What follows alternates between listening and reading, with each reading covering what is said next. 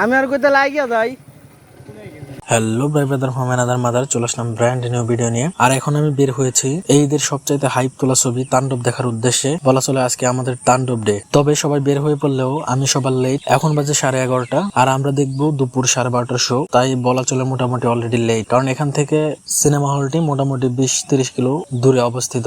আমরা সবাই মিলে তাণ্ডব মুভিটি যেখানে দেখবো সেটি হচ্ছে আমাদের মানিকগঞ্জ জেলায় অবস্থিত, মানে একদম জেলা পর্যায়ে অবস্থিত একটি মাত্র সিনেমা হল, তাও সেটি হচ্ছে সিঙ্গেল স্ক্রিন। সবাই মাল্টিপ্লেক্স সিনেপ্লেক্সে শাকিব খানের ঝড় দেখেছেন, এবার আপনাদের দেখাতে নিয়ে যাচ্ছি সিঙ্গেল স্ক্রিনে শাকিব খানের ভক্তদের কি অবস্থা, কিরকম চলতেছে সেই চিত্রই আপনাদের দেখাতে নিয়ে চলে যাচ্ছি আমাদের সেই মানিকগঞ্জের নবীন সিনেমা হলে। রাস্তা দিয়ে যাওয়ার সময় বিভিন্ন জায়গায় দেখলাম তাণ্ডব সিনেমার পোস্টার লাগানো হয়েছে, যেটি সিনেমা হল কর্তৃপক্ষের এক ধরনের প্রচারণা। এই রাস্তাটি হচ্ছে আমাদের মানিকগঞ্জের সুন্দর রাস্তাগুলোর মধ্যে অন্যতম একটি সুন্দর রাস্তা। আর এই রাস্তার পাশে অবস্থিত মানিকগঞ্জের একমাত্র মেডিকেল কলেজ, কর্নেল মালিক মেডিকেল কলেজ, যার বর্তমান নাম মানিকগঞ্জ মেডিকেল কলেজ। একটু সামনে গেলেই মেডিকেল কলেজ। আর এই হচ্ছে আমাদের মানিকগঞ্জের মানিকগঞ্জ মেডিকেল কলেজ।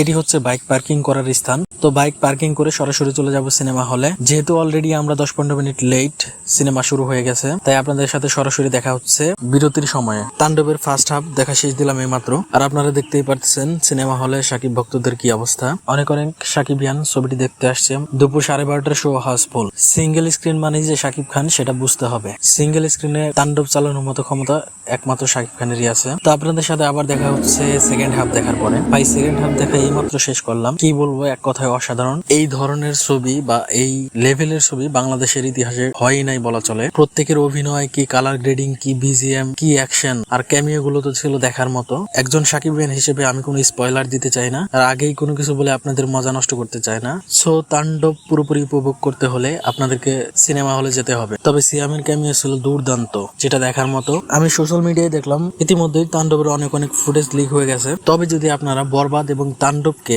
একসঙ্গে করে তুলনা করেন, সেদিক থেকে বলা যায় যে বরবাদ একটি আলাদা জনরার ছবি এবং তাণ্ডব আরেকটি ভিন্ন জনরার ছবি। তারপরেও যদি দুটি ছবি তুলনা করা হয়, সেদিক থেকে বরবাদ ছবি এগিয়ে থাকবে। তাণ্ডবের যে জনরা, সেটি ফার্স্ট হাফে আপনি দেখে বুঝতে পারবেন না যে ছবির কাহিনী কোন দিকে মোড় নিবে। ফার্স্ট হাফে আপনার ছবির কাহিনী একটু স্লো মনে হতে পারে, কারণ ফার্স্ট হাফে পুরো ছবিটি বিল্ড করা হয়েছে, এবং সেকেন্ড হাফে গিয়ে আপনার যত টুইস্ট আছে সব প্রকাশ পাইছে। আমি মনে করি তাণ্ডব 2 আরো সেরা হবে। আমার যতটুকু মনে হয়েছে তাণ্ডব 1-এ শুধু কাহিনী এবং চরিত্রগুলোকে বিল্ড আপ করা হয়েছে, এর প্রকাশ ঘটবে তাণ্ডব 2-তে গিয়ে। এখানে যাদের দেখতে পাচ্ছেন এরা হচ্ছে বিকেল 3টার শো দেখবে। আমি বের হয়ে ভাবলাম যে দেখাই 3টার শোতে কিরকম দর্শক হয়েছে। তো এই ছিল তাণ্ডব দেখার পর আমার মোটামুটি এক্সপিরিয়েন্স। তো আজকের ভিডিও এই পর্যন্তই। দেখা হচ্ছে নতুন কোনো ভিডিওতে, নতুন কোনো জায়গায় ক্যামেরা অন করে। Tata, bye bye.